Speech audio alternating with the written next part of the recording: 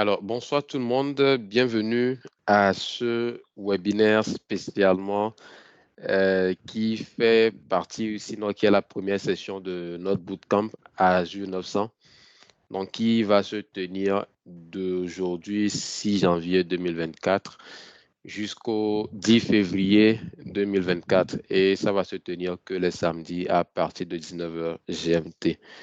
Alors, moi, je me présente, je suis Ghislain Madjoulba, je suis bêta MLSA et je suis très passionné par tout ce qui touche au cloud computing, à la cybersécurité, tout ce qui est système et autres.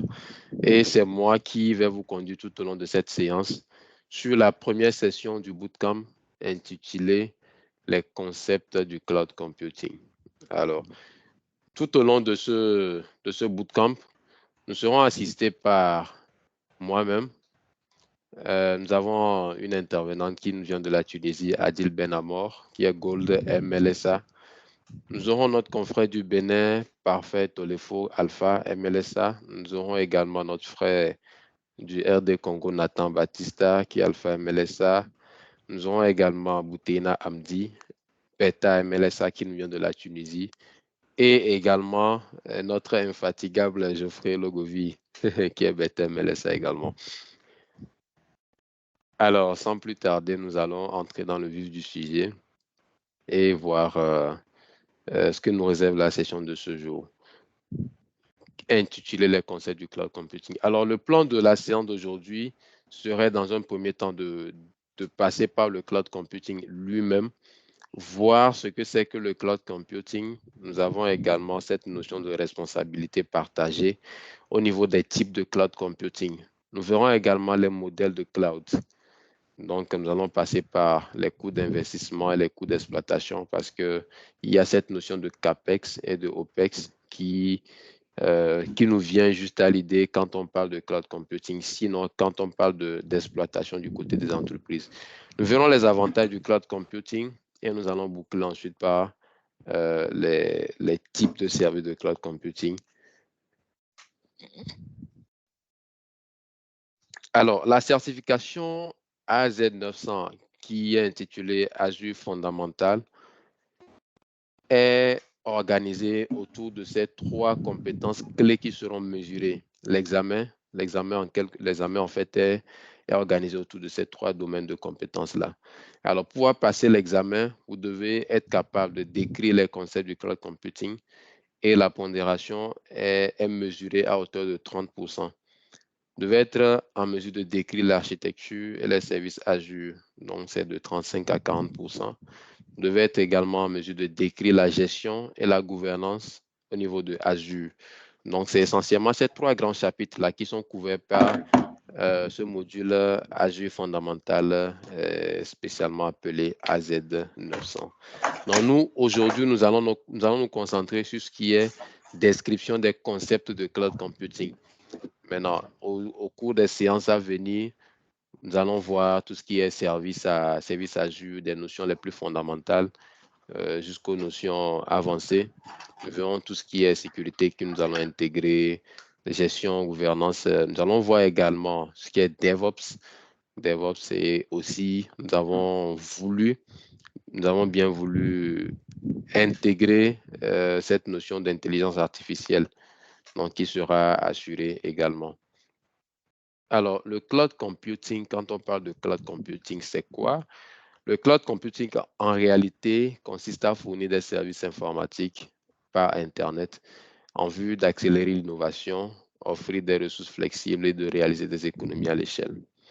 Alors, quand on parle de cloud computing, ce n'est pas quelque chose de vraiment diable, c'est juste des ressources qui seront utilisées, qui sont hébergées, stockées dans des centres de données partout dans le monde et qui seront utilisées par la puissance d'Internet, à travers Internet. Donc, j'ai ma connexion Internet, je me connecte et je vais provisionner un serveur ou bien je vais déployer une application web ou bien un équipement de pare-feu, gérer un réseau qui sera, déployé dans un centre de données quelque part dans le monde. Alors, quels sont les types de ressources? Sinon, voilà les types de ressources que nous pourrons exploiter sur le cloud computing. Ça peut être des ressources de calcul. Quand on parle de ressources de calcul, on peut avoir des serveurs, des machines virtuelles, etc. On peut avoir des réseaux également. Le réseau, je peux déployer, comment dire, je peux configurer mon réseau. Je peux avoir des switches virtuels, des routeurs, etc. Et ça peut être également le stockage. Je peux déployer, comment dire, un serveur de stockage. Je peux avoir mes bases de données, je peux avoir whatever. Donc, je peux avoir tout en fait au niveau du cloud computing.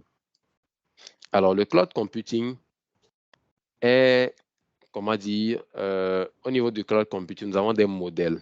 Nous avons des modèles.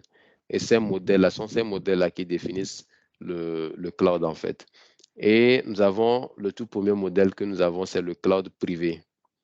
Le cloud privé, en fait, c'est une organisation qui est là et qui a besoin d'avoir son environnement cloud privé à lui-même, qui ne veulent pas partager avec quelqu'un d'autre. Alors, ils peuvent comment dire, créer un environnement cloud dans leur propre centre de données et héberger leurs machines là-bas, les exploiter, faire tout ce qu'ils veulent. Même les organisations sont responsables de l'exploitation des services qu'elles fournissent. Également, au niveau le cloud privé ne fournit pas d'accès aux utilisateurs extérieurs à l'organisation. Donc, c'est ce que je disais que, en fait, au niveau du cloud privé, c'est uniquement le personnel de l'organisation qui a décidé de créer son centre de données qui pourra l'exploiter. Nous avons un autre modèle cloud qui est le cloud public. Alors, le cloud public, c'est que ça appartient au public. Ça appartient aux fournisseurs de services cloud ou d'hébergement. Donc, fournir des ressources et des services à plusieurs organisations et utilisateurs. Donc, c'est ce que nous allons utiliser à travers Microsoft Azure. Donc, je me lève, je vais souscrire, je crée mon compte, j'active mon abonnement et je commence à déployer comment appelle-t-on, mes ressources. Alors, ici, la particularité, c'est que comme cela se présente au niveau de l'image, on a un centre de données et au niveau des nuages blancs, là, chacun vient avec ses ressources qu'il veut déployer sur le centre de données. Bien évidemment, tout sera segmenté de telle sorte que chacun puisse uniquement avoir accès à ces ressources. Donc, je ne peux pas venir déployer mes ressources parce que c'est un cloud public et que c'est partagé. Voilà, c'est partagé et qu'un utilisateur lambda puisse avoir accès aux ressources d'un utilisateur bêta. Donc, ça ne sera pas possible au niveau du cloud public. Donc, tout est bien sécurisé et segmenté à ce niveau. Donc, le cloud public est accessible via une connexion réseau sécurisée. Donc, ici, on parle de sécuriser parce que je ne vais pas aller mettre là-bas. On sait qu'il y a des entreprises qui fonctionnent, qui sont basées et qui tournent uniquement autour du cloud computing. Donc, on ne va pas aller exploiter des données sensibles à travers des protocoles non sécurisés. Donc, je ne peux pas vouloir accéder à mon serveur de fichiers, par exemple, et utiliser un protocole FTP. Non, ça, j'expose carrément mes données qui peuvent être sujettes à une attaque, comment dire, man in the middle. Donc, je vais devoir utiliser des protocoles sécurisés. Voilà pourquoi on a d'ores et déjà ici abordé cette notion de sécurité. Parce qu'on va passer par Internet, le réseau des réseaux. Nous avons également ce modèle de cloud qui est le cloud hybride. Donc, le cloud hybride, c'est rien de compliqué, c'est rien de magique, c'est juste la combinaison des clouds publics et des clouds privés. Donc, pour permettre aux applications de s'exécuter dans l'emplacement le plus approprié. Donc, comme on l'avait dit au départ, l'entreprise qui a son centre de données à lui-même peut décider pour certaines ressources qui ne sont pas très sensibles de les déployer sur un cloud public. Donc, et puis, ils pourront faire une connexion, bien une liaison avec le centre de données, avec le cloud privé. Donc, c'est bel et bien possible. C'est bel et bien possible. Donc, c'est ça, en fait, cette notion de cloud hybride qui arrive. Et sur certains sites, on peut vous parler d'un quatrième type de cloud, d'un quatrième modèle de cloud, qui est le multi-cloud.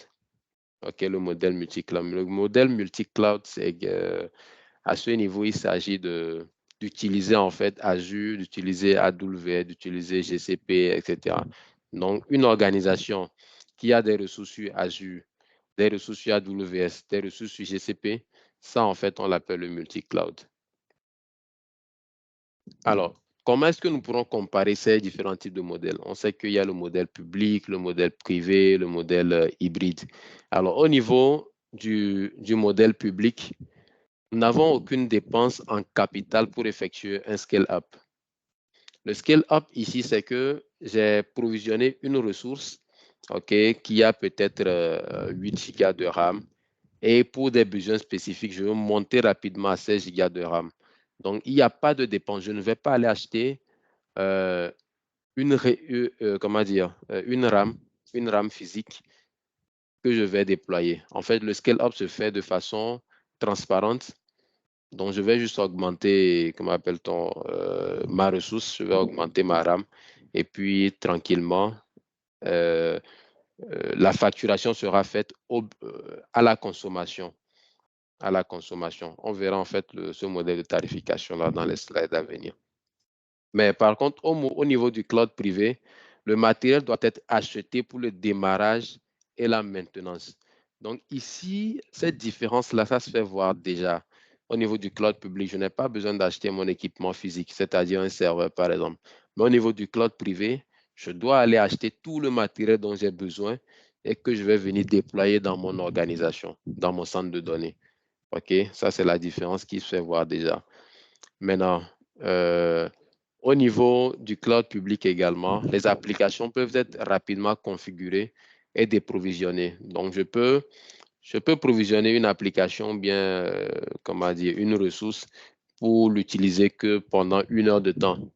Et dit qu'après les 1 heure de temps, là, je vais supprimer automatiquement cette ressource. C'est possible. C'est possible. Maintenant, au niveau du cloud privé, les organisations disposent d'un contrôle total sur les ressources et la sécurité.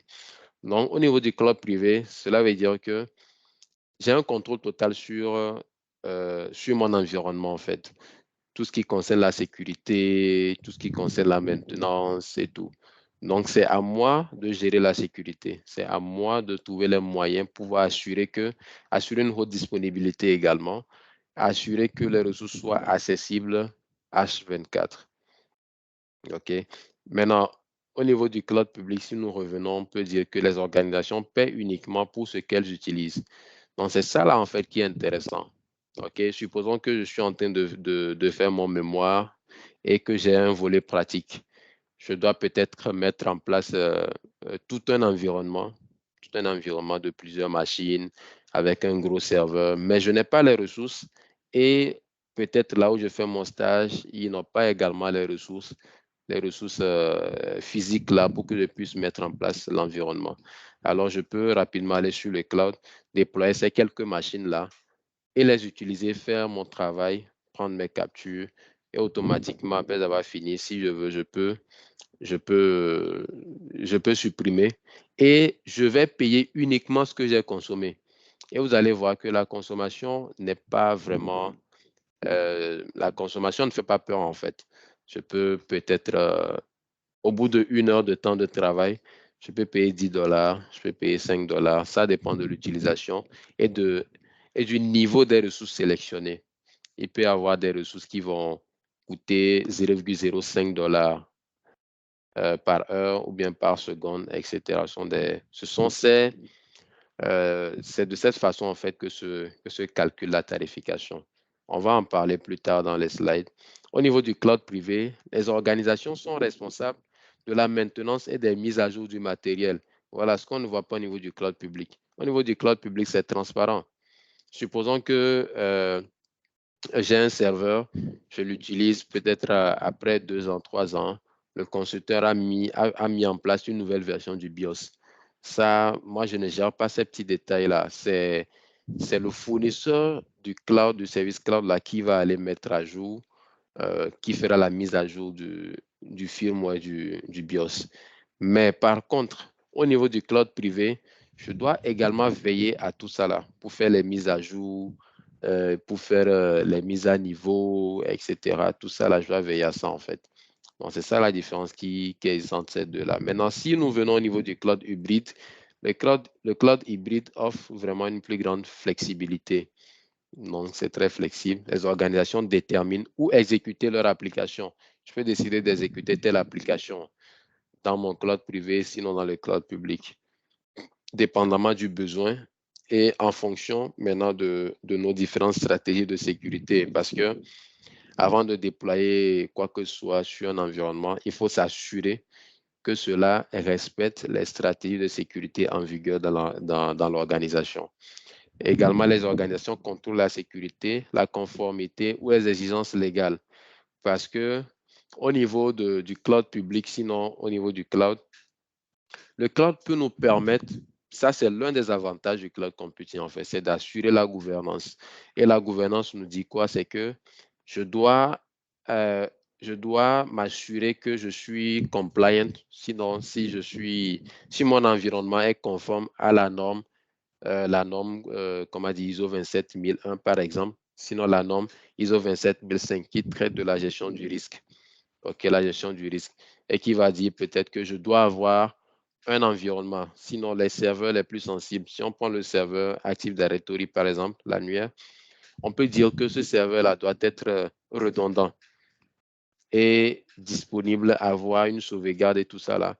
Supposons que je suis une petite entreprise, mais qui fait beaucoup de chiffres et qui a peut-être été désignée comme une entreprise sensible, une entreprise essentielle aux besoins du pays. Donc, je vais devoir me conformer à certaines normes. Donc, en faisant cela, en utilisant le cloud, je pourrais vraiment assurer que je respecte ces différentes normes-là parce que je pourrais facilement implémenter la redondance pour implémenter cette redondance-là, je n'ai pas besoin d'aller acheter encore d'autres serveurs, plusieurs serveurs qui vont me coûter toute une fortune. Je viens déployer ça sur mon environnement cloud et je vais payer uniquement pour ce que j'utilise. Parce que peut-être au niveau de l'entreprise, on fonctionne de 8 heures à 12 heures, par exemple. OK, donc je vais payer que ce temps de fonctionnement-là. Alors, vient maintenant cette notion de CAPEX et OPEX. Le CAPEX signifie Capital Expenditure et OPEX, Operational Expenditure. Le CAPEX va concerner les dépenses ce sont des dépenses liées à l'achat d'infrastructures physiques au niveau du CAPEX. Et l'OPEX, ce sont des dépenses qui sont liées au fonctionnement ou bien c'est le roulement de l'entreprise en fait.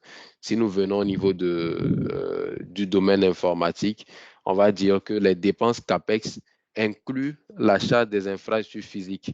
Ça peut être des serveurs, les centres de données, des équipements de stockage par exemple, des logiciels ou encore des licences. Maintenant, les dépenses OPEX, quant à elles, vont inclure maintenant les coûts de maintenance.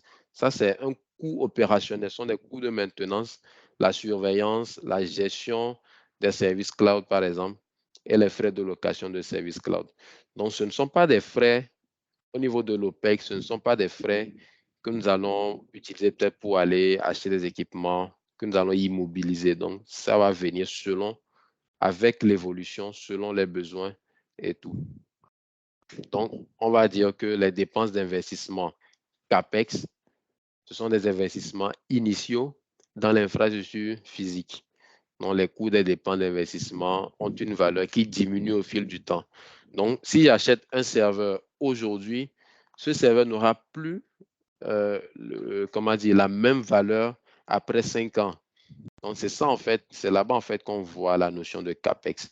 Le serveur n'a plus la même valeur après 5 ans. Maintenant, si on va au niveau de l'OPEX, ce sont des dépenses de fonctionnement qui vont consister en l'achat de produits et services selon les besoins. Donc, c'est un paiement à l'utilisation et une facturation immédiate. Donc, c'est ça, en fait, c'est de ça qu'il s'agit. Alors, que nous dit le modèle basé sur la consommation? on nous dit ici que les fournisseurs de services cloud fonctionnent sur un modèle basé sur la consommation, ce qui signifie que les utilisateurs finaux paient uniquement les ressources qu'ils utilisent. Donc, je ne vais pas utiliser, si j'utilise une ressource sur 10 minutes, je vais payer que pour 10 minutes. Je ne vais pas payer les frais d'acquisition de l'équipement, en fait. Donc, ici, l'avantage, c'est qu'il y a amélioration et prévision des coûts. Si je sais que la tarification horaire de cette ressource est de $1 et que je vais l'utiliser pendant 1 heure, je sais qu'après 1 heure de fonctionnement, je vais payer $1. Donc, il n'y a pas à se prendre la tête au niveau de la tarification. Et les prix fournis sur la base des ressources et services individuels. Donc, les prix ici sont fournis sur la base de ressources. Donc, c'est par type de ressources en fait que les prix sont fournis et les services individuels. Donc, la facturation est basée sur l'utilisation réelle. Je vais vous montrer ici sur le site de Microsoft. Si je viens sur tarification, bon, je vais tarification Azure.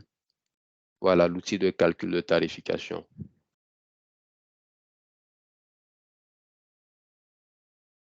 Ouais, donc ici, on a des exemples de scénarios.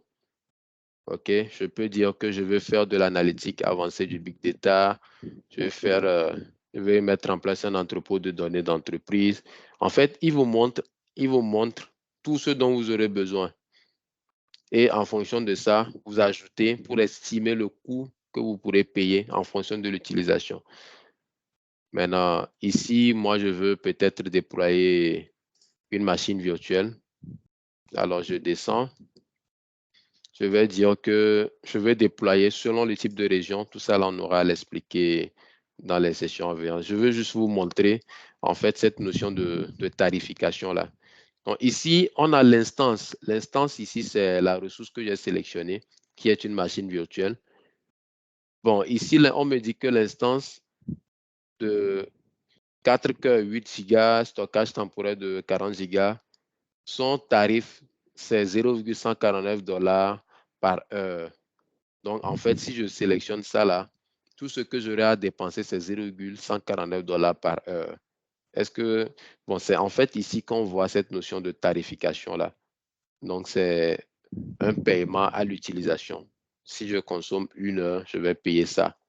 Donc, c'est ce qui nous avantage en fait au niveau du cloud. On va continuer. Voilà. Maintenant, nous allons venir aux avantages du cloud computing. Les avantages du cloud computing, nous avons la haute disponibilité. La haute disponibilité, c'est parce qu'au niveau du cloud computing, ce n'est pas uniquement dans un seul centre de données que nos données, sinon, ou bien que nos ressources seront stockées. Donc, si nous prenons par exemple le cas de Microsoft Azure, qui nous rassemble aujourd'hui, c'est qu'il y a plusieurs centres de données qui sont répartis à travers le monde.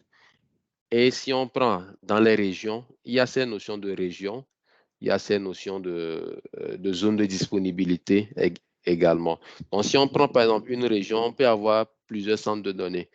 Et ces centres de données peuvent constituer des zones de disponibilité. Et dans ces zones de disponibilité, si je déploie une ressource, je peux dire que, voilà, je veux que ma ressource-là soit dupliquée dans ma zone, en fait, dans ma région. Et je peux décider également que si je déploie une ressource qui est stockée dans un centre de données à Kuala Lumpur, par exemple, je peux décider s'il y a un autre centre de données en Afrique du Sud, je peux décider de mettre également ma ressource là-bas. Et là, on peut voir que ces notions-là apparaissent au niveau des compliance, en fait. Si on veut être compliant à des normes ou bien des standards de sécurité. Donc, cela fera que si jamais le centre de données de Kuala Lumpur venait à disparaître ou bien a des soucis et qu'on ne peut pas avoir accès à nos données, celui de l'Afrique du Sud sera opérationnel et ma ressource va toujours tourner. C'est ça, en fait, cette notion de haute disponibilité au niveau du cloud computing. Si on prend la scalabilité, c'est que ma ressource sera évolutive. C'est cette notion d'évolutivité.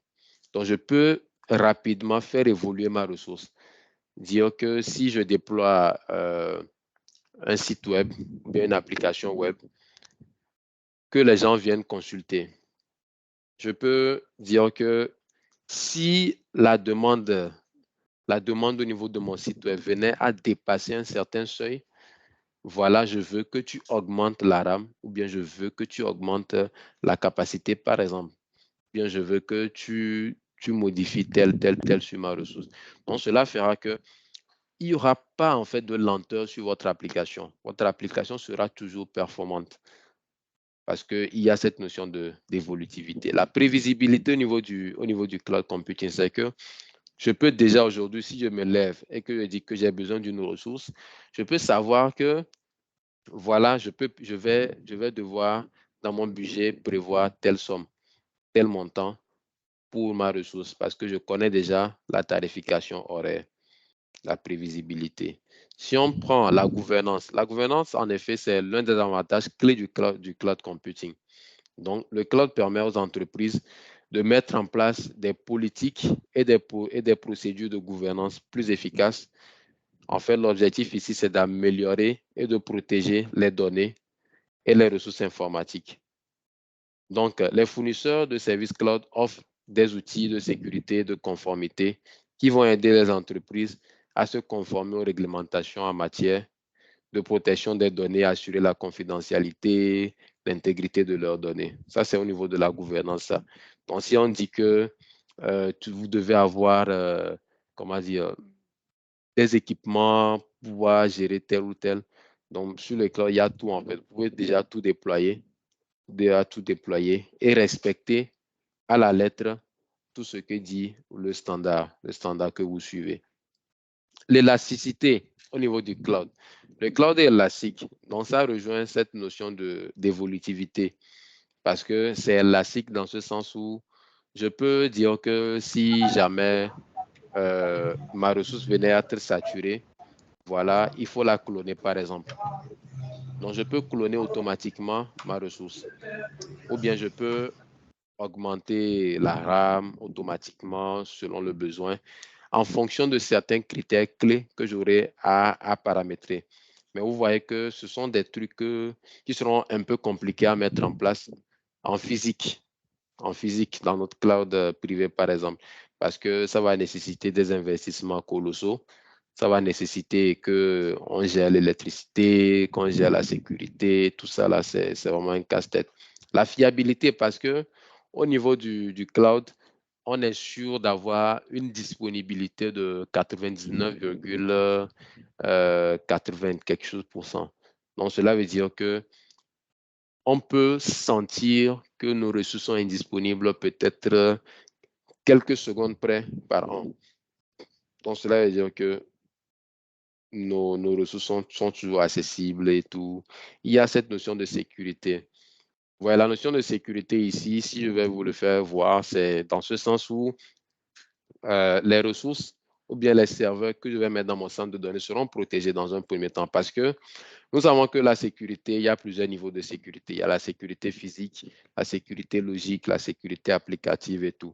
Maintenant, la sécurité physique va consister à mettre en place ces mesures-là pour pouvoir restreindre l'accès peut-être, voilà, sur un contrôle régulier pour, au niveau de toute personne qui va rentrer dans le centre de données. Donc, au niveau du cloud computing, on ne gère pas ces volets-là parce que le fournisseur de services cloud l'a déjà mis en place. Il y a les gardes qui vont rester là-bas. Il y a les lecteurs biométriques, les caméras de vidéosurveillance. Il y a tout. Il y a tout en fait pour pouvoir protéger les serveurs et tout. Et enfin, nous avons la simplicité de gestion. Bon, on n'a pas besoin de vraiment être expert pour pouvoir démarrer sur le cloud, hein. Et tout ce que nous cherchons, nous le trouvons en fait. Vous allez sur, quel que soit le fournisseur que vous utilisez, vous allez dans la barre de recherche, vous tapez l'application bien. Aujourd'hui aussi, avec cet avènement de l'intelligence artificielle qui est pratiquement intégré à tous les outils, Donc, ça fait que vous pourrez aussi vous appuyer sur la force ou bien la capacité de ces outils IA-là pour pouvoir vous assister dans le déploiement, la configuration des outils. Donc, voilà de quoi nous pourrons parler quand on parle davantage du cloud computing. Alors, nous allons voir les types de services cloud. Ici, le premier type de service cloud que nous avons ici, c'est le IaaS, communément appelé infrastructure as a service. Ici, en fait, nous pouvons créer une infrastructure informatique sur la base du paiement à l'utilisation en louant des serveurs. C'est une location qui se fait. Des machines virtuelles, du stockage, des réseaux et des systèmes d'exploitation auprès d'un fournisseur cloud. Donc, au niveau de l'infrastructure à ces services, ici, ça va couvrir tout ce qui est serveur et stockage. Ça va couvrir tout ce qui est pare-feu, réseau et sécurité. Donc, ce sont les installations physiques du centre de données ou du bâtiment. Donc, ici, vous allez gérer, en fait, supposons que ici, je déploie un serveur, une machine virtuelle. Donc, je vais configurer, ma configuration va aller jusqu'au réseau, jusque dans certains détails. Mais je ne vais pas m'occuper en fait du serveur physique lui-même. Mais je vais installer le système d'exploitation, je vais le paramétrer de bout en bout. Donc, c'est ici qu'on voit en fait la notion d'infrastructure à ces services. Mais ce que nous n'allons pas voir au niveau de plateforme à ces services, qui est le deuxième type de service cloud, lui, il nous fournit un environnement pour créer, tester et déployer des applications logicielles sans se soucier de la gestion de l'infrastructure sous-jacente. Donc, ce que nous allons configurer au niveau de l'infrastructure à ces services comme serveur, stockage, parfait, tout ça là, on ne le gère pas au niveau de la plateforme à ces services. J'ai juste mes applications, j'ai juste l'environnement qui est là déjà. Moi, je viens me connecter et je commence à travailler. Donc, et ça peut être un système d'exploitation, ça peut être des outils de développement, d'analyse marketing pour la gestion des bases de données, donc des trucs comme ça au niveau de la plateforme à ces services. Et le plus facile d'accès, sinon le plus facile de tous, c'est le software à ces services. Donc, les utilisateurs vont se connecter aux applications cloud et les utiliser sur Internet. Par exemple, nous avons Office 365. OK. Dans Office 365, nous avons Microsoft Teams que nous utilisons actuellement, qui n'a pas vraiment eu besoin qu'on installe un système d'exploitation, qu'on installe une machine, qu'on fasse des configurations. L'application est là, on a notre abonnement, on s'est connecté, on a commencé à l'utiliser. Donc, c'est ici, on voit cette notion de software as a service. Donc, c'est une application qui est hébergée. On ne sait pas en fait quelle machine fait tourner l'application. On ne sait pas si c'est un dual core, on ne sait pas si c'est un Pentium, même si ce n'est plus utilisé aujourd'hui. Donc, c'est ça en fait la différence entre ces trois types-là. Et ici, le prochain slide va nous montrer le modèle de responsabilité partagée. Okay? Quand nous prenons le software as a service, la plateforme as a service, l'infrastructure as a service et également l'environnement local, nous allons voir cette nuance, nous allons voir là où les responsabilités de chacun se situent. Okay? Si nous prenons, vous allez voir au niveau des commentaires, où est mon pointeur? Au niveau des commentaires ici, nous voyons tout ce qui est en bleu, c'est Microsoft, bleu foncé, c'est les clients, et ce qui est partagé en deux, c'est partagé. Donc, ici, au niveau du bas, tout en bas, voilà, je vais prendre le pointeur laser, voilà. Tout en bas ici, c'est tout ce qui concerne la responsabilité. En fait, la responsabilité ici est transférée au fournisseur du cloud. OK. Si nous venons au niveau du software as a service, nous n'allons pas gérer ici hôte physique, réseau physique, centre de données physique. Nous n'allons pas le gérer. Non, c'est géré par Microsoft. C'est Microsoft qui le configure. Maintenant, au milieu ici, la responsabilité varie selon le type. Donc, ça varie selon le type de cloud que nous utilisons. Donc, ici, on nous dit l'identité infrastructure d'annuaire. Ici, effectivement, au niveau du software service, c'est partagé parce que si nous prenons par exemple Teams, nous avons eu besoin d'un compte pour pouvoir nous connecter. Et ce compte-là a été créé sur une infrastructure dans un service d'annuaire. Donc, si par exemple, nous avons souscrit à un abonnement Office 365, nous allons devoir créer ces différents comptes-là afin que le personnel ou bien les utilisateurs puissent se connecter avec. Donc, voilà pourquoi ici, la responsabilité, là, elle est partagée. Les applications également, c'est Microsoft qui le gère. Le contrôle du réseau, le système d'exploitation, Microsoft le gère. Maintenant, si nous venons ici tout en haut, la responsabilité incombe toujours au client. Toujours et toujours, c'est le client qui le gère. Les informations et les données, c'est le client qui le gère. Les appareils, c'est le client. Les comptes et identités, c'est le client. Voilà. Ici, au niveau de la plateforme à ses services, ici, voilà, c'est le client qui gère. Ici, de contrôle de réseau jusqu'aux identités et l'infrastructure d'annuaire, elle est partagée. La responsabilité ici est partagée. Mais le système d'exploitation est géré par Microsoft parce que la plateforme, en fait, nous venons utiliser un environnement qui est déjà configuré. Au niveau de l'infrastructure à ses services, le client va gérer des informations et des données jusqu'au système d'exploitation.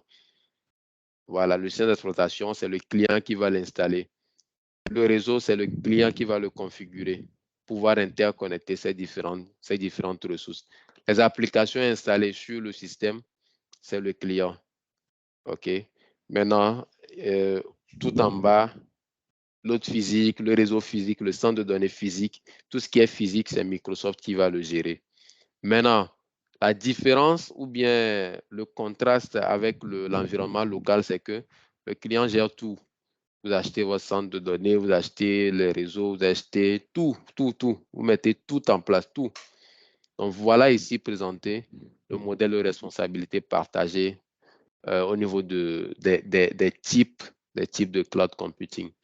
Donc, actuellement, vous savez que si je vais sélectionner ou bien si je vais utiliser tel type de cloud, voilà ce que j'aurai à faire, voilà ce que Microsoft doit faire. Donc, tout est déjà là. Une petite comparaison des services cloud va nous donner que au niveau de l'infrastructure à ces services, le service cloud, en fait, c'est le service cloud le plus flexible. Et vous configurez, gérez le matériel pour votre application. Donc, vous gérez, en fait, vous configurez, vous gérez le matériel. La plateforme à ces services, on est focus sur le développement de l'application. On ne gère pas le système d'exploitation, on ne gère pas le physique et tout le réseau. La gestion de la plateforme est gérée par le fournisseur de cloud. Donc, la gestion de la plateforme, c'est le fournisseur qui le gère.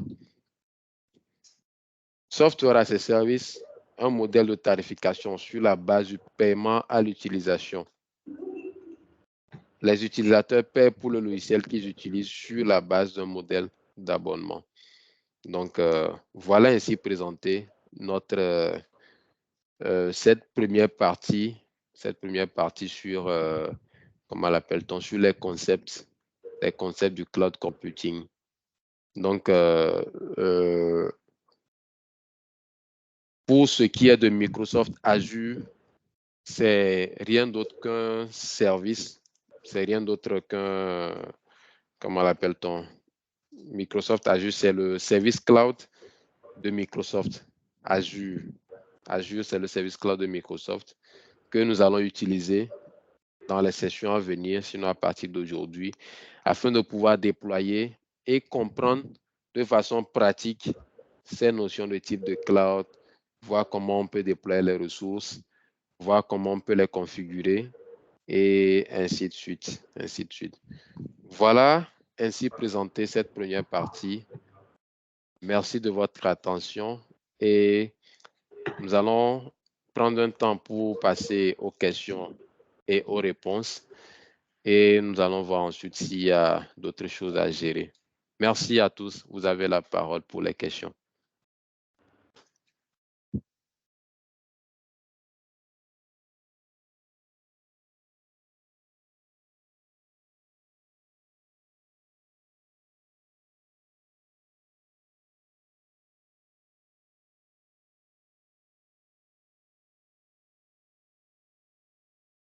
Alors, pour pouvoir poser les questions, vous pouvez juste lever la main et nous allons voir et puis voilà, et on vous donne la parole.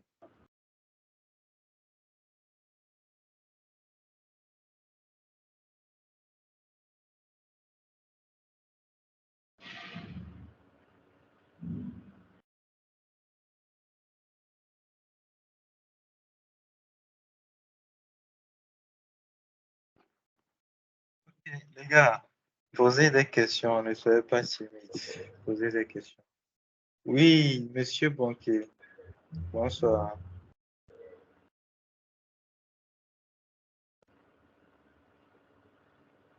Oui, Banquier, vous avez la parole. Vous pouvez activer votre micro.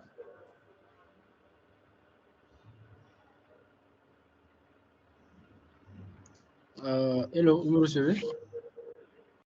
Oui, on te reçoit. Ok, bonsoir tout le monde. Merci pour cette bonne présentation. Ça a été vraiment super. Le rythme aussi était bien. Pour que nous puissions aussi essayer de suivre la présentation du début jusqu'à la fin.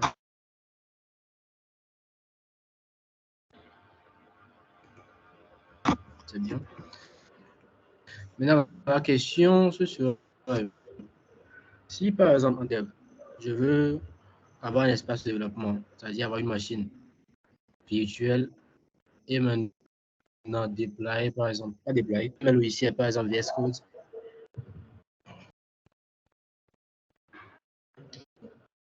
et de logiciels pour l'utiliser. Est-ce que c'est possible de faire ce travail et bosser là-dessus, quoi? Oui, Banquier, merci pour la question. Oui, il est tout à fait possible pour toi de déployer ta machine. Tu crées ta ressource, tu mets ta machine avec les caractéristiques que tu veux, tu la dopes vraiment et tu installes Visual Studio Code dessus et tu codes tranquillement. Ça, c'est une possibilité aussi. Mais l'autre possibilité aussi, c'est d'installer directement le Visual Studio Entreprise. Bon, enfin, ça, c'est le Visual Studio, le logiciel que tu installes directement sur ta machine, que tu l'utilises. Mais pour le faire sur le portail Azure, c'est tout à fait possible. Je vais te montrer un peu. Bon, on va anticiper. Je vais aller sur mon portail Azure.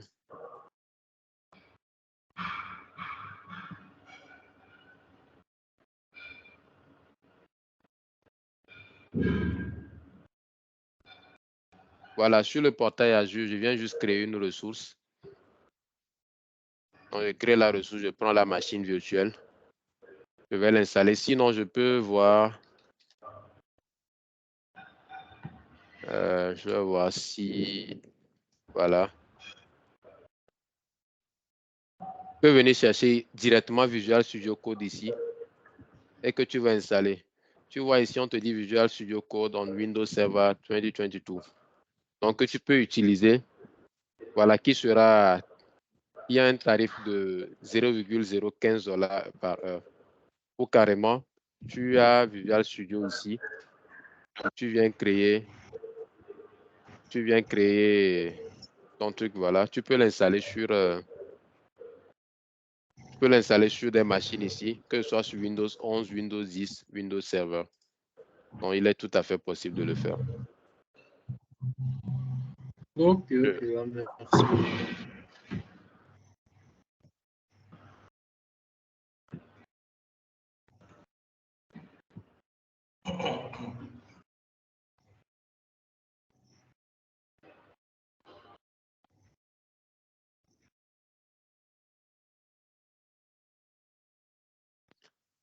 Oui, on va prendre. Pas la morgue, les amis. On va prendre Attilé. Oui, allô, bonsoir tout le monde. Oui, bonsoir, chef. Et merci pour la présentation. Bon, ma question, elle est toute simple. J'aimerais savoir s'il y aurait moyen d'avoir le PowerPoint présenté lors de cette séance. Merci, Attilé, pour la question. Oui, nous allons mettre en place un environnement sur GitHub. Et nous mettrons des ressources. Nous allons tout mettre là-bas et vous pourrez avoir ces choses. Merci beaucoup. Mais l'idéal, c'est que nous allons nous allons créer des classes. Nous allons créer des classes dans lesquelles vous allez travailler, pouvoir apprendre plus en détail les différents concepts. Les différents concepts, parce que là-bas, ça serait plus détaillé que dans le PowerPoint. Néanmoins, vous aurez quand même le PowerPoint sans souci. Super. Nous allons prendre Monsieur Akoto. Ok, merci bien. Bonsoir tout le monde.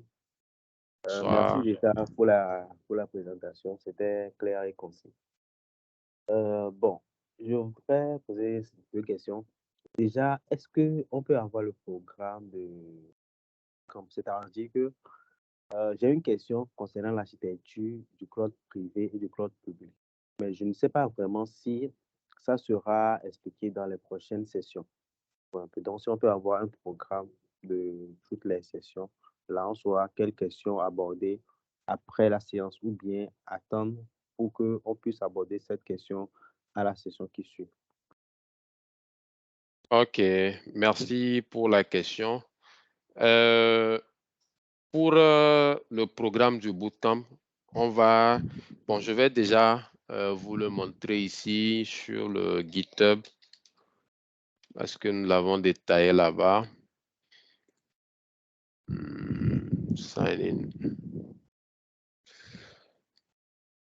Nous l'avons détaillé sur le GitHub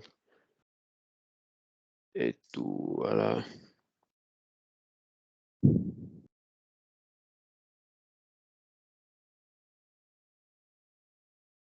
Voilà, ici. Bon, vous pouvez déjà consulter et voir. Je vais envoyer ça dans le chat. Vous pourrez voir là-bas. Vous pouvez voir où vous allez pouvoir. Voilà. Donc, tout est détaillé ici. Bon, en ce qui concerne l'architecture des services au niveau des types cloud, ça, vous pourrez discuter de ça au niveau de la session 2. Au niveau du jour 2, c'est-à-dire le samedi prochain. C'est là-bas on verra les services Azure au niveau de Microsoft Azure. Néanmoins, si votre question concerne les types de cloud, IaaS, PaaS et SaaS, on peut toutefois en discuter là maintenant, sans souci. Merci bien. En fait, la question est plus vers l'architecture privée, le cloud privé, private et puis le cloud public. C'est-à-dire Okay. que si moi, je veux avoir au niveau de Microsoft, c'est-à-dire un serveur sur lequel il y a peut-être le VMware ou bien tout ce qui a lieu, et puis moi, je veux configurer mes VIM là-dessus. Quelle est la différence dans dans ce schéma entre le cloud privé et le cloud public? En plus que tous mes utilisateurs de mon entreprise vont se connecter peut-être au serveur ou bien au VIM auquel ils ont accès. Ok, je vois votre question. Ici, vous voyez, au niveau du cloud, si par exemple j'ai mon serveur là, je peux déjà utiliser, si j'ai un environnement local, je peux utiliser Azure Arc. Azure Arc est déjà intégré au niveau de Windows Server, je pense 2022. 2022, si j'ai mon cloud privé, je peux utiliser Azure Arc pour faire l'interconnexion. Entre mon cloud privé et mon cloud public. En fait, je suis avec mes ressources qui seront sur le cloud public. Maintenant, ici, l'avantage au niveau du cloud, c'est que si j'ai mes ressources sur le cloud, je peux facilement donner un accès sécurisé, bien sûr, à tous mes utilisateurs. Bon, ça sera juste le temps de quelques configurations. Maintenant, si nous venons au niveau du cloud privé, je vais devoir mettre en place beaucoup plus de moyens, que ce soit au niveau des équipements ou bien au niveau de la configuration, que sur le cloud. À un moment, je vais voir, je cherche un service là pour vous montrer. Ça s'appelle, c'est pas le peering, j'oublie un peu. Voilà, il y a des services là qui nous permettent de pouvoir gérer cela.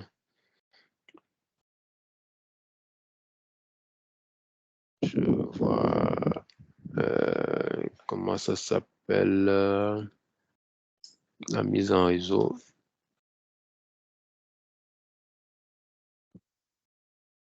Voilà, il y a des services qu'on utilise. J'oublie un peu le nom du service. Parce que cela se fait aussi au niveau de l'annuaire. Je peux décider aujourd'hui d'avoir mon annuaire Active Directory sur le cloud ici, spécialement. Bon, si je le mets sur Azure, j'ai mon serveur ici. Je peux utiliser Azure AD Connect, voilà, AD Connect. Je peux utiliser AD Connect pour pouvoir relier mon annuaire qui est sur le cloud avec mon Windows Server qui est dans mon cloud privé. Donc, en faisant cela, je peux facilement gérer tous mes utilisateurs, que ce soit sur le cloud, bien que ce soit en local. Maintenant, l'avantage d'être sur le cloud, c'est que on a un accès partout et à tout moment. Et aussi, on a comment dire, ces avantages liés à la consommation. Bon, c'est juste un peu brosser ta question. Bon, c'est un peu plus clair. C'est plus clair. Mais tel que tu l'as dit, peut-être au niveau de la session suivante, Voilà, peut-être une plus en question détail. plus claire, spécifique, je peux toutefois la poser dans le groupe. Parfait. Merci. On va prendre une autre question.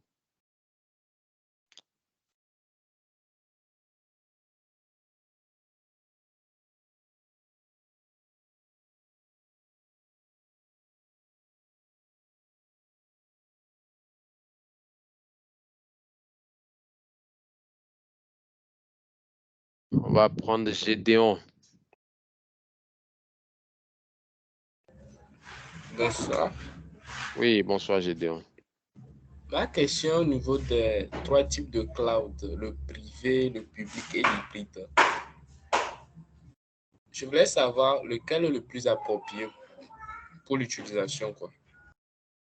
Oui, ta question de savoir lequel est le plus approprié, ça dépend de ce que tu veux faire. Ça dépend de ce que tu veux faire. Parce qu'on nous dit ici que si je veux utiliser seulement une application, j'ai besoin seulement d'une application peut-être pour faire des réunions comme ici, Teams. Je vais me retrouver dans le SaaS, Software as a Service. Maintenant, si je veux déployer carrément toute une infrastructure pour pouvoir gérer le SI de mon organisation, je vais maintenant aller sur, comment appelle-t-on, le IaaS, l'infrastructure as a Service. Et maintenant, si c'est juste un environnement de développement, bien un environnement de développement, voilà, si je peux le dire comme ça, je me retrouve dans la plateforme as a Service. Donc, il y a tout mon environnement qui est là et que je vais commencer à coder uniquement. Donc, pour savoir quel est le type de cloud qui est le plus approprié, c'est selon les besoins de votre organisation, bien selon les besoins de ce que tu veux faire. Donc, c'est de ça qu'il s'agit.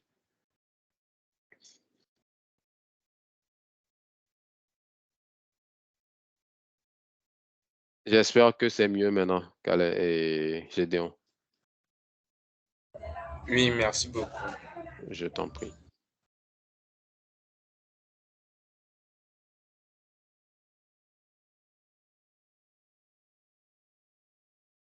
Une autre question?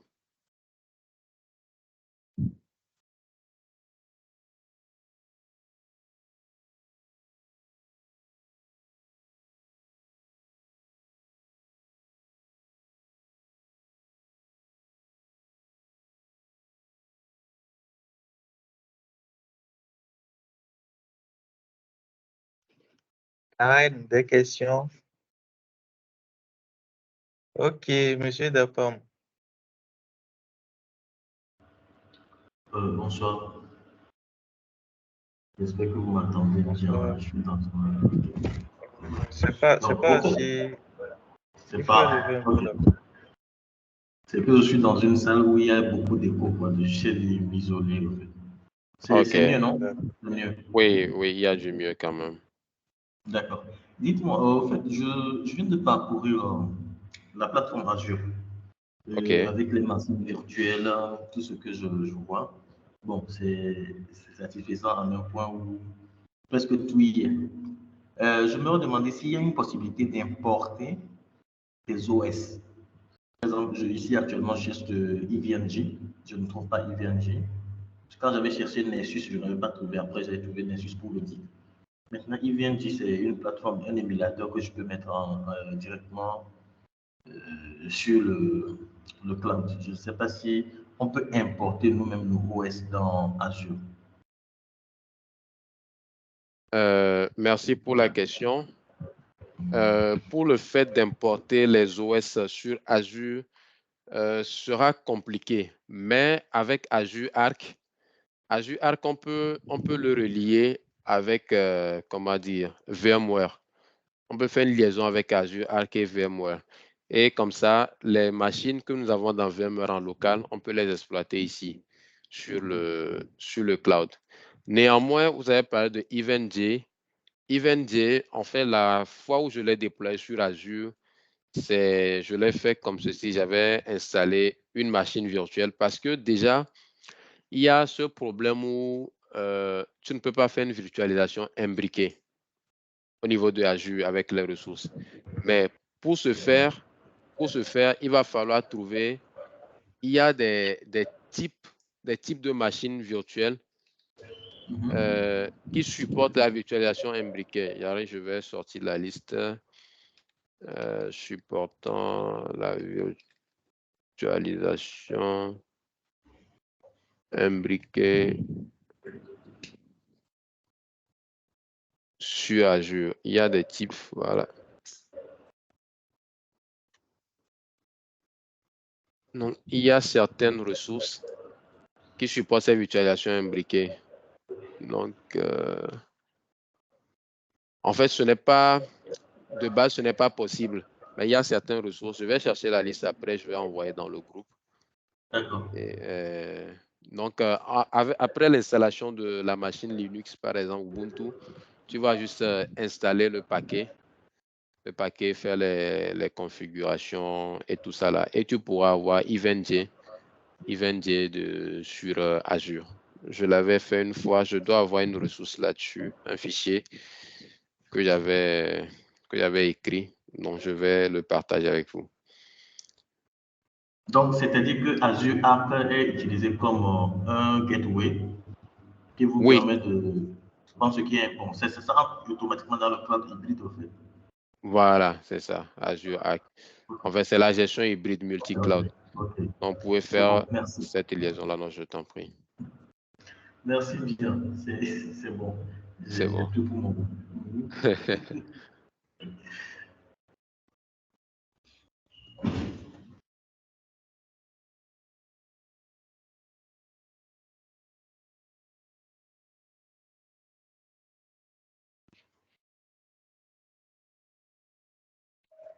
Autre question, Monsieur Kokou Sogo.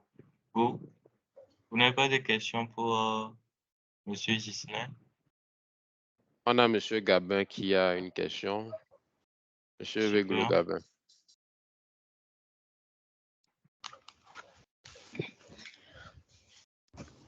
Ok, bonsoir à tous. Je vous remercie pour la présentation.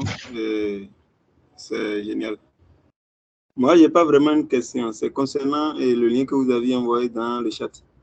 En fait, moi, pour accéder à ça, je vois que c'est dit que la conversation dans la réunion de ce canal est uniquement accessible aux membres de l'équipe. Ok, je vais régler ça. Ah, ok, c'est juste ça, j'aimerais mentionner. Merci beaucoup. Je vous en prie.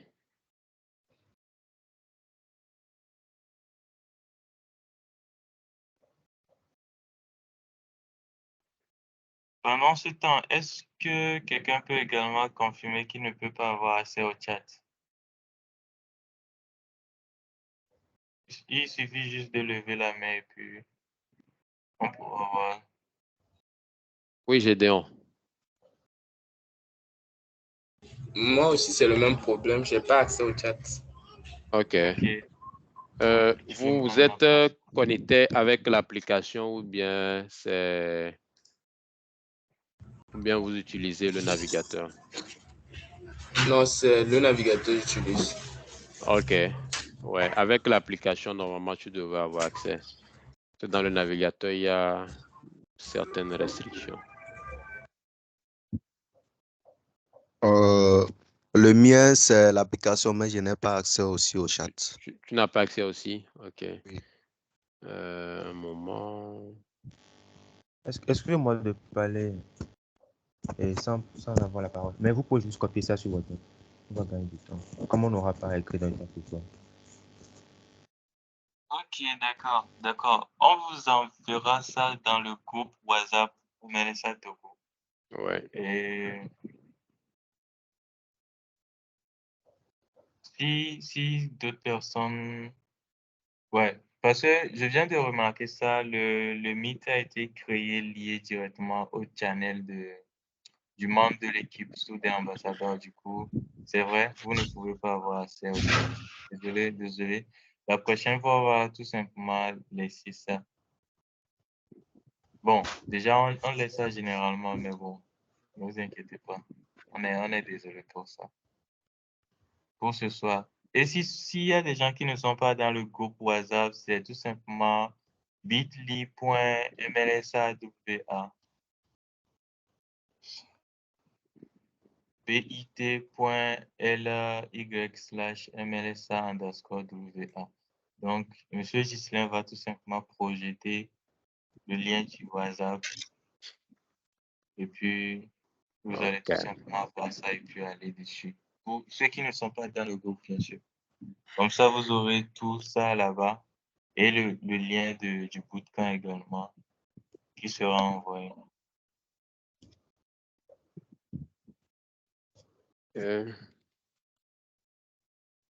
Moment. Voilà. Ouais, tu peux faire un trait également pour mettre bit.ly bit.ly/mlsa_wa. Donc, ça, c'est le lien raccourci du WhatsApp. bit.ly mlsawa, le lien raccourci du WhatsApp. Et le lien de YouTube, c'est youtube.com/@mlsatogo. Sur le YouTube également, vous pouvez vous abonner pour suivre ceux qui ont raté la première partie de la session. Ce sera disponible sur le YouTube. Vous pouvez vous abonner. Vous allez trouver également les liens WhatsApp, Twitter également dessus. Oui, Bonke.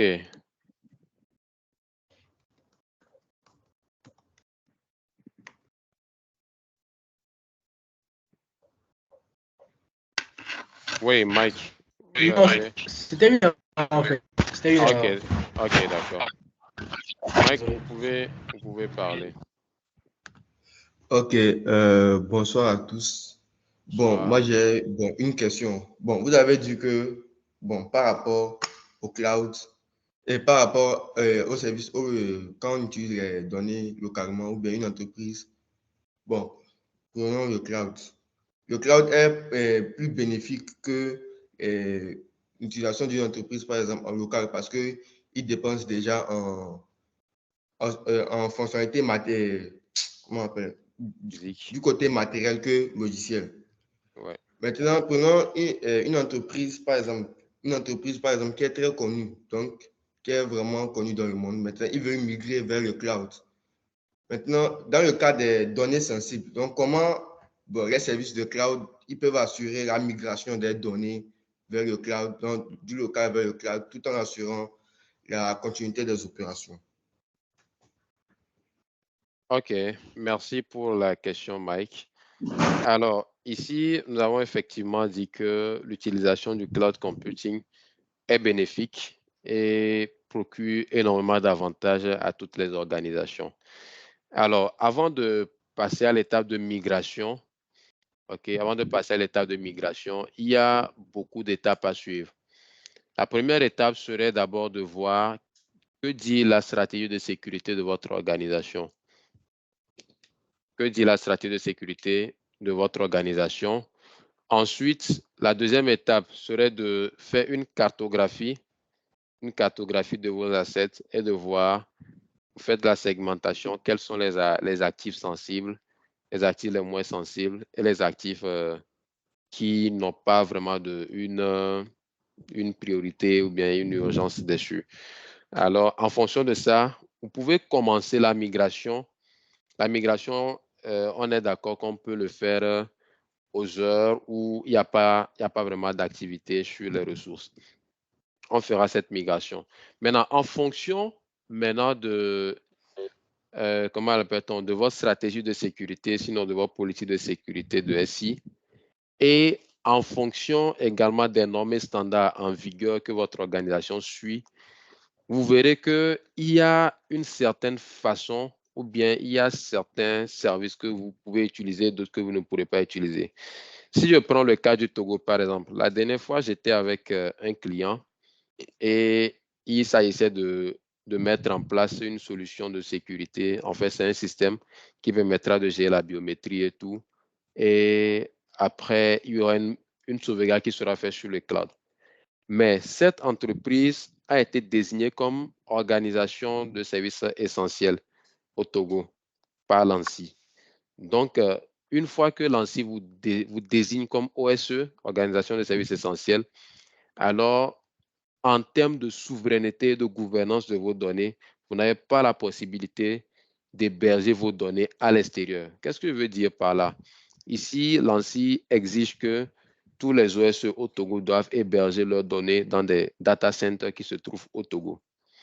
Donc, si l'entreprise est très connue dans le monde et que sa politique de sécurité dit que vos données sensibles, ça peut être les données à caractère personnel des utilisateurs, bien des clients, ne doivent pas aller sur le cloud, alors vous devez mettre en place des moyens ou bien un système pour pouvoir les mettre en lieu sûr en local.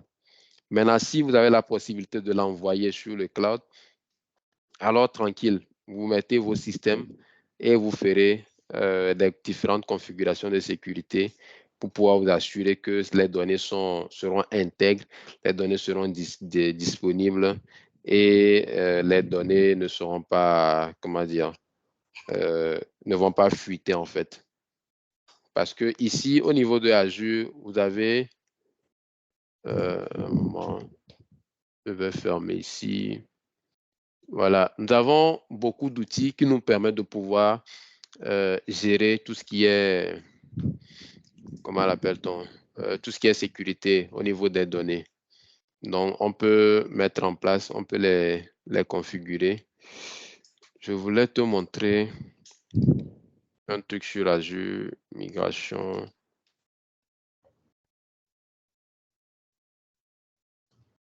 OK. Voilà. Tu as Azure Migrate, bien Azure Migrate, si on peut l'appeler comme ça. Donc, Azure Migrate, ici, c'est quoi? Tu vas lui dire ce que tu as comme données. Il gère la sécurité, la conformité également. Tu lui diras que voilà, moi j'ai tel, et voilà ce que je veux faire. OK? En fonction de ça, lui va te sortir carrément tout un fichier et va te montrer, en fait comment tu vas procéder pour la migration. Je ne sais pas si tu vois mieux. Donc ici, tout est déjà fait pour que les migrations soient faciles, les migrations soient faites en tenant compte de tout ce qui est mesures de sécurité, parce que tu as touché à la sécurité des données sensibles. Donc, tu vois, je ne sais pas si c'est mieux ou bien tu as encore des réserves. Non, mais c'est bon. Je comprends un peu mieux, quoi. Mm-hmm.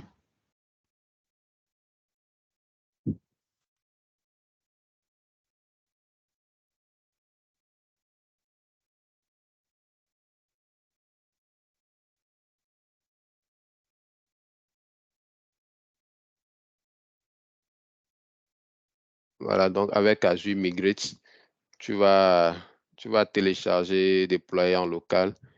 Il va détecter, évaluer maintenant les ressources qui sont en local que tu voudrais migrer sur Azure.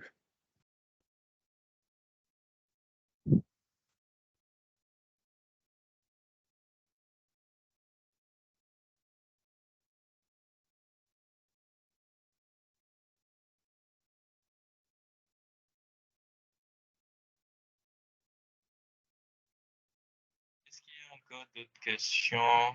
Comme ça, on va parler un petit peu. Il y en a qui ont été trop pressés pour l'activation de Azure et d'autres ont fait des boulettes sur l'activation. Ils ont utilisé des liens qui n'étaient pas ce qu'on devait utiliser, sans toutefois utiliser les codes et ont été demandés de mettre les codes OTP également et d'autres des cas de crédit. Bon, on va patienter un petit peu pour recevoir d'autres questions et pour pouvoir parler de l'activation. Et si ce serait bien, on pourra voir avec une personne qui va pouvoir activer, que tous ceux qui sont ici là déjà puissent voir ça. Des questions? Des questions pour M. Ghislain? Je pense que on peut passer à l'étape d'activation.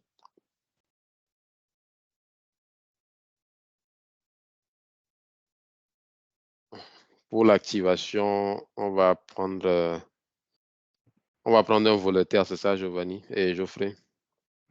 Oui, on va prendre un volontaire qui a peut-être des connaissances dans un PO et Azure est supporté parce qu'on avait parlé de ça. Deux info-sessions qu'on a fait concernant l'activation et tout. Ok, maintenant on va fermer cette partie, la première partie. Merci beaucoup pour la première partie. Tous ceux qui ont suivi la première partie, restez du début jusqu'à la fin. N'oubliez pas, abonnez-vous pour rester à l'affût de certaines rediffusions et tout sur youtube.com MLSA Togo et également sur les réseaux comme Twitter MLSA Togo. À la prochaine session.